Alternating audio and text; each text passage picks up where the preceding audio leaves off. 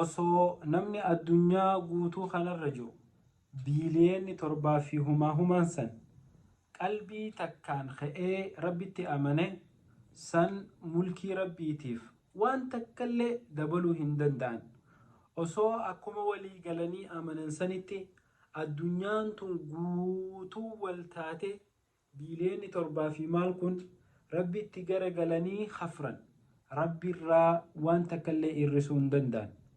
obboleessa kiyya obboleeytiitii hadiisa qudsii keessatti rabbi subhaanahu wa ta'aalaa akki jedhu yaa cibaadii yaa gabroottan kiyya osoo kajalqabaa keessanii fi kadhumaa keessan akka qalbii nama tokkooti irratti walitti qabamtanii natti amantan insiin keessanii fi jinniin keessaniis ilmi namaatii fi jinniinis guututti osoo akka qalbii nama rabbi akkaan sodaatu tokko irratti walitti galtanii natti amantan mulkii tiyyaaf waan takkallee naaf hin dabaltanii akkasuma kaduraa keessanii fi kaboodaa keessan jinnii fi insiin keessaniis akka qalbii nama faajiraa karaa rabbiitirraa bahee tokkotti walitti qabamtanii rabbitti kafartan taate kufriin teessan san mulkii tiyyarraa humaa takkalleen irristuu jaa rabbi. Amantiin islaamaa paappaasiin tokko arra islaama'eef wanti takka amantii islaamaatiif hin dabalamtu.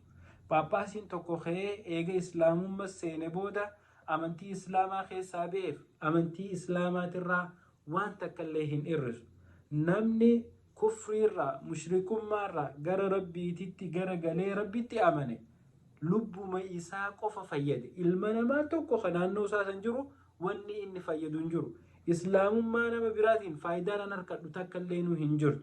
Yooniin da'waa itti godhee sababaa da'waa tiyyaa saniin namni san karee islaamummaa dhufe islaamummaa isaa saniin dhufuuf anillee sawaabaan harkadha.